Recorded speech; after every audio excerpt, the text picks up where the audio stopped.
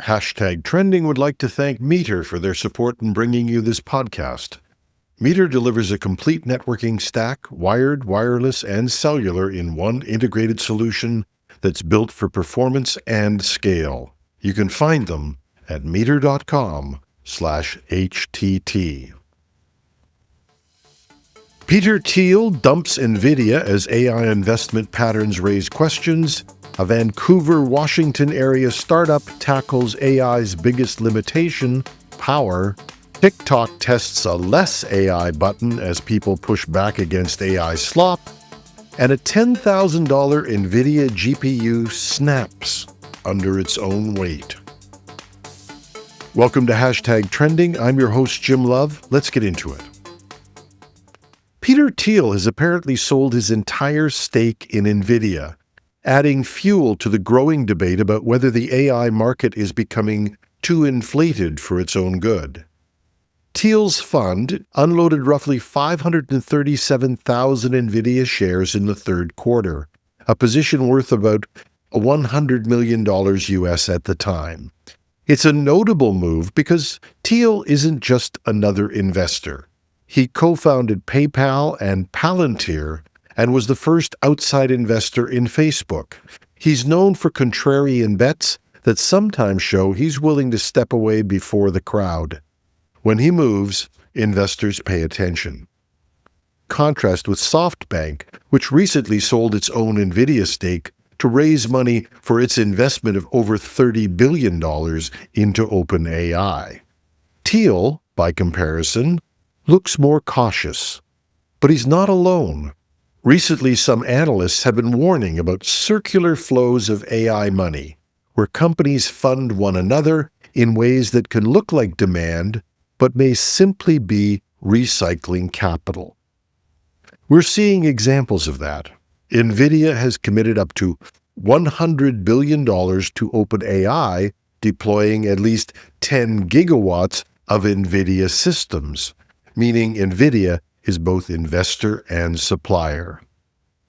And Nvidia and Microsoft are jointly investing up to $15 billion in Anthropic, $10 billion from Nvidia and $5 billion from Microsoft, while Anthropic has committed to buying $30 billion worth of compute from Microsoft's Azure cloud, which uses Nvidia.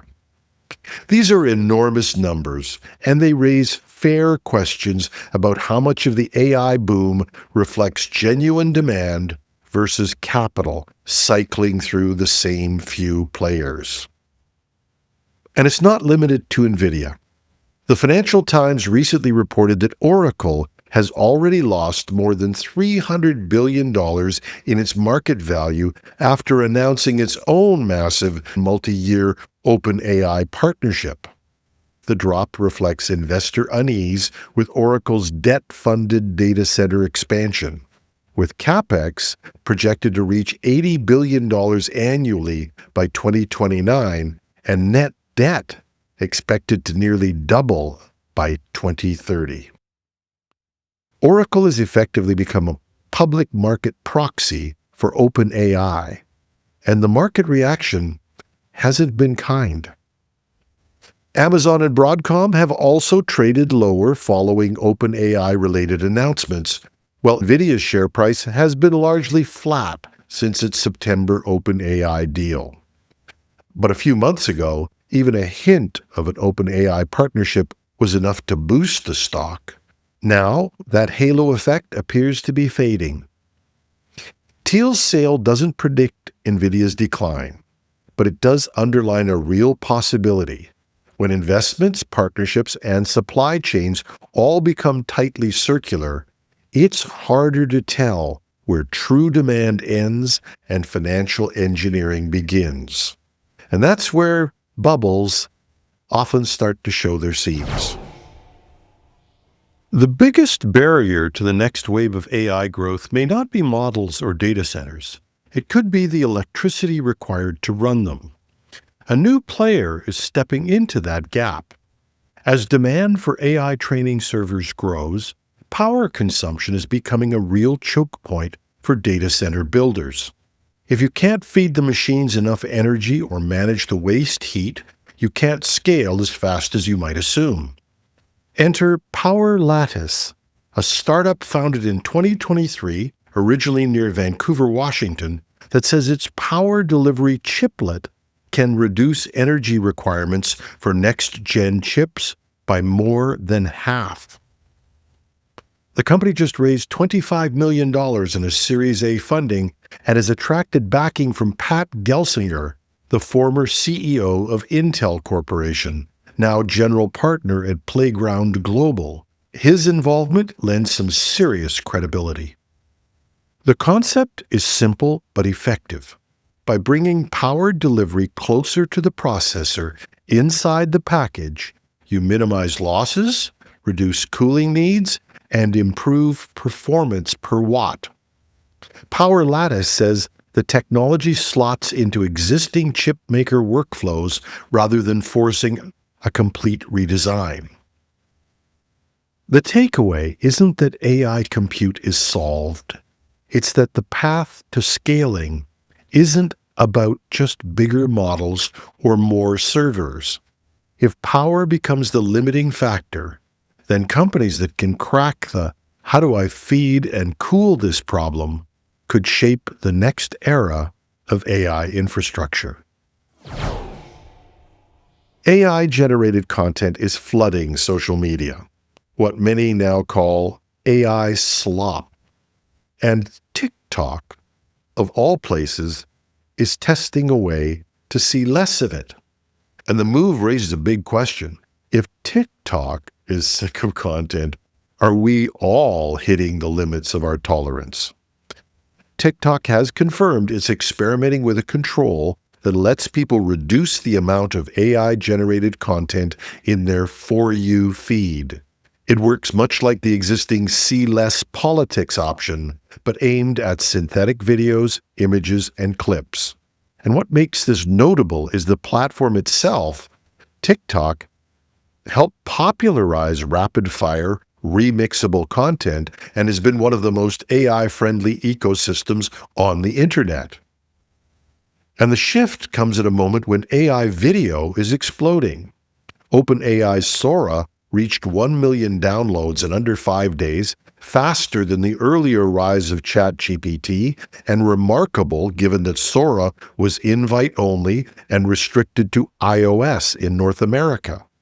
The result is that timelines across platforms are filled with cinematic 10 to 15-second clips, along with AI music, AI scripts, AI narration, and auto-generated memes.